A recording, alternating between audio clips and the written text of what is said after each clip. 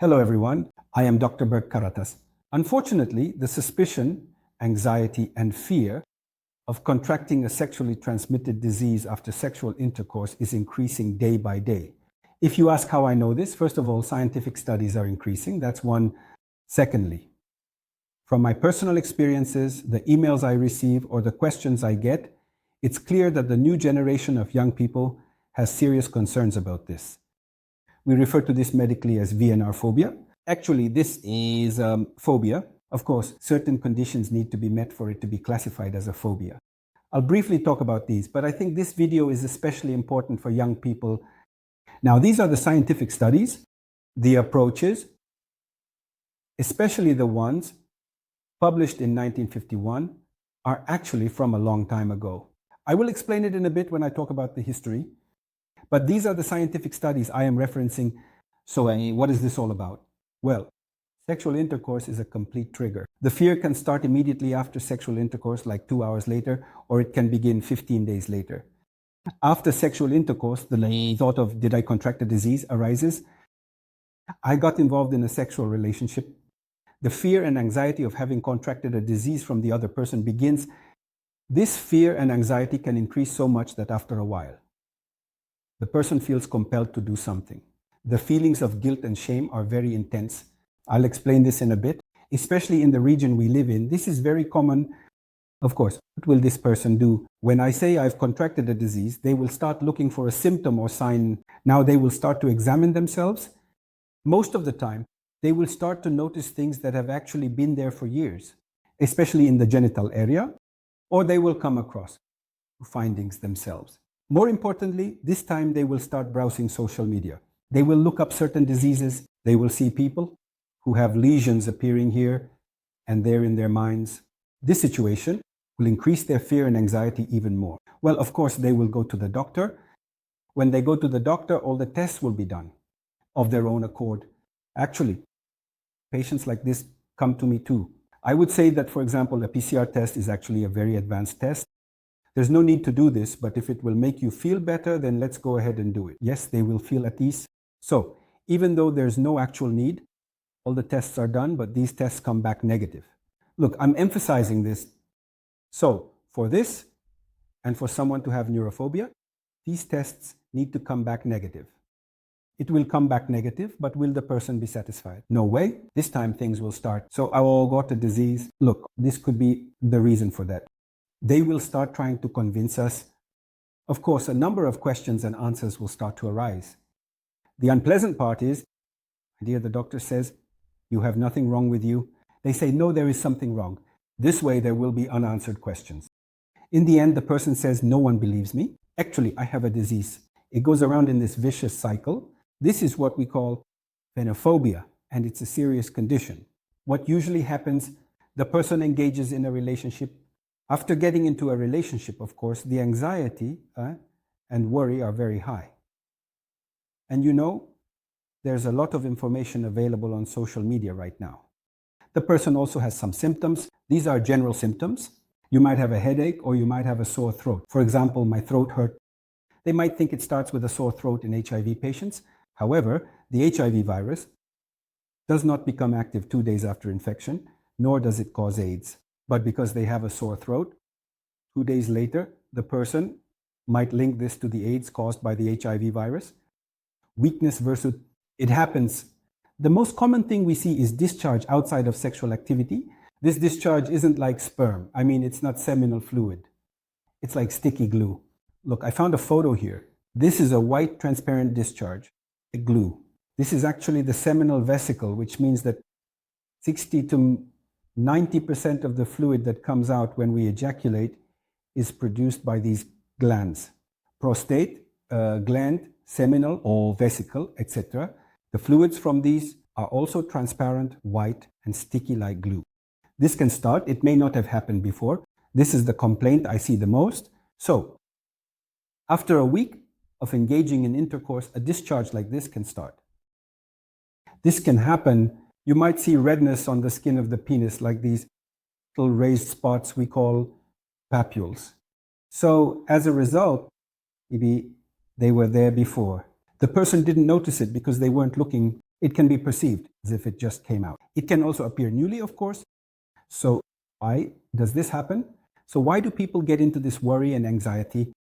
Now, one of them is environmental equipage. The flow of information is news. So there's a guy around who has been with 50 or 100 women to spread it to all the women. If there's a lot of information like this woman did this, a guy went there and caught this disease, people will naturally feel anxiety and worry. Beliefs are very important. So this is something that is very commonly encountered in the geography we are in. Let me explain this very quickly. Like this, first of all, extramarital relationships are not viewed very favorably. This is considered a crime. It's seen as a sin, etc. Here, the person realizes that they did something wrong. Of course, there's shame, guilt, etc. When all of these come together, a punishment mechanism is activated. But actually, the body is punishing itself. This is how the troubles begin. So somatic complaints that actually don't exist start. Incorrect and incomplete information is very important. I now call this ignorance in this day and age because everything lives everywhere. There are still people who think that AIDS can be transmitted through handshakes or fist bumps. There are people who think they can still get a bacterial infection even when using a condom as a method of protection. Here, incorrect and incomplete information is really important. I'll explain genetic transmission a bit later. This will actually be like a second dimension of the video. We know that all kinds of our behaviors and mental states, especially phobias, are genetically transmitted. So, what needs to happen for something to be genetically transmitted? Serious events need to happen. For example, something very serious, like the pandemic we recently experienced, needs to happen. Has something like this happened? Yes, it has. Now, let's take a quick look. Look, this is a very important study on syphilis. It's also called syphilis. In 1770, people who came here investigated churches, etc., like this. Look at the scientific historical studies that calculated that 250 years ago, more than a fifth of Londoners had syphilis by the time they reached the age of 35. Look, I'm sorry for this cartoon. This cartoon or this drawing was taken from that time and was hung everywhere. So just imagine, back then you were a man or a woman, and there was a disease that was transmitted through sexual intercourse and could be deadly, and many people were suffering from it. So many people are suffering that just think about what it would have been like to live through that time. Everyone is getting syphilis, some are dying, some are dying. Kings are getting syphilis. It's a sexually transmitted disease. Everyone is getting syphilis, some are dying, some are dying. Kings are getting syphilis. It's a sexually transmitted disease. Queens are getting it, celebrities are getting it, those who die, those who survive, and so on. It's a serious situation, almost like a pandemic. In fact, look, didn't know this either. I just learned it. This story about wearing wigs and gloves comes from this because syphilis causes hair loss and lesions on the scalp. People used to wear wigs. I haven't researched how scientifically accurate it is, but I came across this information, and what happened as a result, syphilis, phobia, a phobia, syphilis developed. It occurred all over the world. Well, you might say, teacher, the topics you're talking about were all happening in Europe, and we were living in Turkey at that time. This is the Ottoman period. This started in the 1400s. They are not our ancestors. Why is this happening to us? That's not the case. In the Ottoman Empire, during the time of Abdul Hamid, a conference was organized like this. A conference was organized about endemic syphilis in Anatolia. Think about it. This issue has affected the whole world, to be honest. It has affected Turkey as well. Lands we are in today, you sold syphilis on the faces of 140 children. In fact, such a distinction was made here in the Ottoman Empire. You know, if it occurs in children, since they haven't engaged in sexual relations, it was called innocent syphilis. But if it happened in those who had sexual relations, it was referred to as syphilis, the non-innocent kind. These children transmitted it to each other through saliva. They must have gotten it from somewhere. They might have contracted it at birth, and so on. Therefore, this issue has spread widely, especially throughout Europe, including Turkey. So what happened in the end? This all has turned into a phobia. This could be what we call genetic transmission.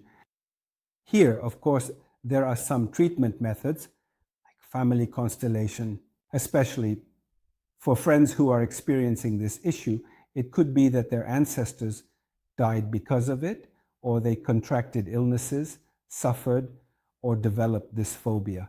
We already know that phobias like this have a genetic transmission. What can we do? Get informed about the protection, monogamy. It's best consult a doctor. Your tests are still negative. There's nothing wrong. If you still think it's happening, please seek support. Because you can't live with this. It could be the first sign or harbinger of a serious illness. Or it could be the first sign of a significant mental issue related to what you're experiencing. But if your tests are negative, I suggest you don't dwell on this too much, both mentally and emotionally. Thank you.